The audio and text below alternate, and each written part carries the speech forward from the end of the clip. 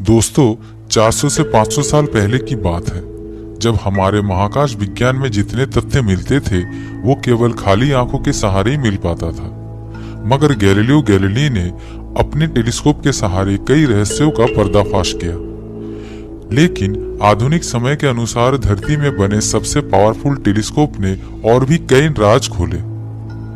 1917 में Hooker telescope California के mount Wilson observatory में लगाया गया। 1917 से 1949 के बीच ये दुनिया का सबसे बड़ा टेलीस्कोप रहा। उन सालों के दौरान प्रख्यात खगोलविद एडविन हबल ने एंड्रोमेडा नाम के आकाशगंगा का सटीक विवरण दिया और उस टाइम सबसे बड़ा खोज था मिल्की वे गैलेक्सी के अलावा महाकाश में और भी कई आकाशगंगाओं के होने का अनुमान। यूनिवर्स सिर्फ मिल्की वे तक सीमित ना होके और भी फैला हुआ है। तब धीरे धीरे वैज्ञानिकों ने बिना किसी बाधा के यानी वायुमंडल या फिर बरसात के बाधा के बिना स्पेस में टेलीस्कोप प्रक्षेपण करना चाहा, जिससे कि महाकाश का अध्ययन और भी सही तरीके से किया जा सके। फिर स्पेस टेलीस्कोप का कंसेप्ट आने लगा और 1990 में आखिरकार एडविन हबल के नामानुसार हबल टेलीस्कोप को अंतरिक्ष में प्रक्षेपण किया गया। इसके साथ ही शुरू हुआ हबल टेलीस्कोप का ये सफर।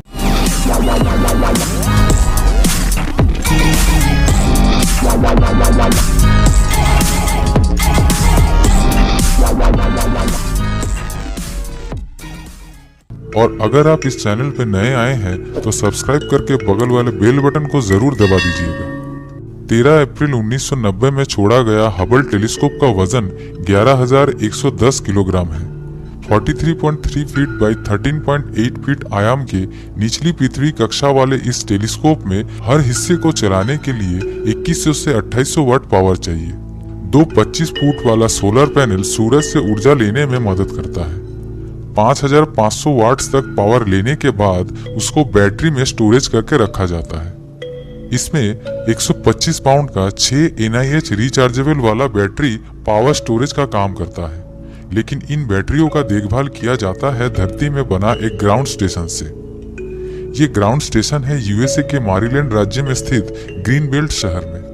गोडार्ड स्पेस फ्लाइट सेंटर ही वो संस्था है जहां से 24 घंटे हबल टेलीस्कोप में नजर रखा जाता है। टोटल 4 टीम 24 घंटा वहां से काम करता है। लेकिन टेलीस्कोप से भेजा गया तथ्य और तस्वीरें संग्रह से लेकर वैज्ञानिकों तक पहुंचाने का काम करता है स्पेस टेलीस्कोप साइंस इंस्टीट्यूट।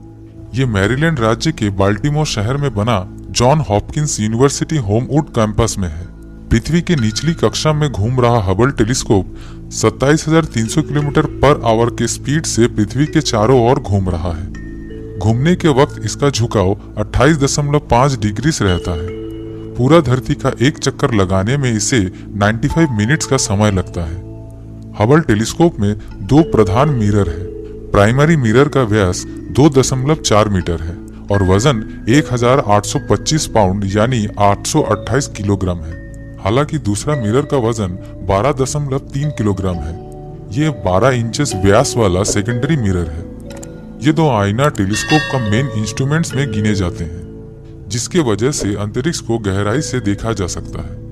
इनमें से पहला मिरर हमारे आंखों से 40,000 गुना ज्यादा रोशनी जमा कर सकता है, यानी USA के एक शहर सैन फ्रांसिस्को में बैठकर वाशिंगटन DC शहर में उतरने वाला किसी भी हवाई जहाज का रोशनी आराम से देखा जा सकता है। ये दोनों आईना यूनिवर्स में मौजूद अधिकतर रोशनी से लेकर अल्ट्रावायलेट रोशनी और इंफ्रारेड रोशनियों को देख सकता है।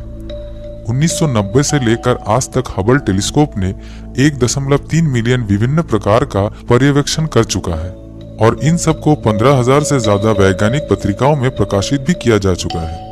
बल्कि हर साल लगभग 10 टेराबाइट साइज का नया तथ्य पृथ्वी में भेजता है। अब तक करीब 150 टेराबाइट साइज के बराबर तथ्य भंडार जमा हो चुका है। मतलब हर हफ्ते 140 गीगाबाइट्स वैज्ञानिक तथ्य पृथ्वी तक हबल टेलीस्कोप भेजता है। हबल टेलीस्कोप का यह सफर इतना आसान नहीं था।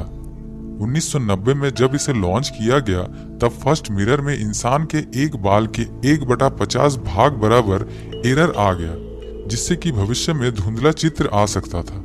इस समस्या को दूर करने के लिए 1993 में टेलीस्कोप का पहला सर्विसिंग किया गया और STS-61 नाम से वो मिशन के दौरान मिरर को ठीक किया गया। ठीक ऐसे ही 4 बार टेलीस्कोप का सर्विसिंग किया जा चुका है। STS-61, STS-82, STS-103, STS-109, STS-125। अब तक अंतिम बार 4 मई 2009 में STS-125 सर्विसिंग के दौरान हबल टेलीस्कोप का सर्वश्रेष्ठ देखभाल किया गया।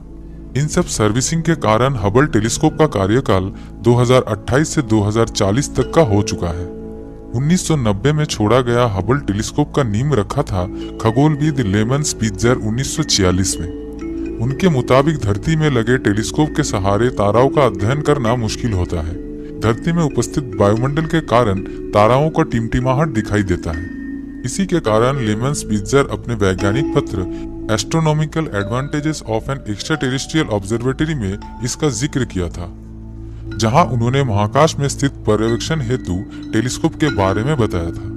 इसी अध्ययन का फल सच साबित हुआ जब आज तक का अंतरिक्ष में भेजा गया सबसे सफल और बहुत दिनों तक चलने वाला यह हबल टेलीस्कोप अपना काम करने लगा। इसमें लगे पॉइंटिंग कंट्रोल सिस्टम के अंतर्गत फाइन गाइडेंस सेंसर्स बिना कोई बाधा के एक सटीक चित्र और जानकारी जुटाता है। इसका लक्ष्य इतना सटीक है कि 1 माइल दूरी से बिना कोई एक बाल बराबर हिले एकदम परफेक्ट इमेज ले सकता है। इसने अब तक ना जाने कितने रहस्यों को दुनिया के सामने रखा, लेकिन हबल टेलीस्कोप से भेजे गए चित्रों से यूनिवर्स का सटीक उम्र, जो कि 14 बिलियन साल है, उसका पता लगाया गया। इस टेलीस्कोप ने ब्लैक होल्स के बारे में और अनजाने बहुत सारे आकाशगंगाओं के बारे में भी वैज्ञानिकों को मदद किया है। हबल अल्ट्रा डीप फील्ड नाम का ये इमेज आने के बाद आकाशगंगाओं के बारे में निरीक्षण करने का मौका खगोलविदों को मिला।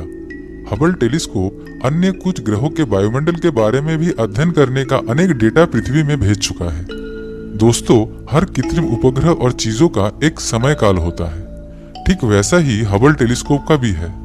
अगर ये टेलीस्कोप का कार्यकाल खत्म हो जाएगा तो क्या अंतरिक्ष का खोज कुछ हद तक रुक जाएगा? नहीं।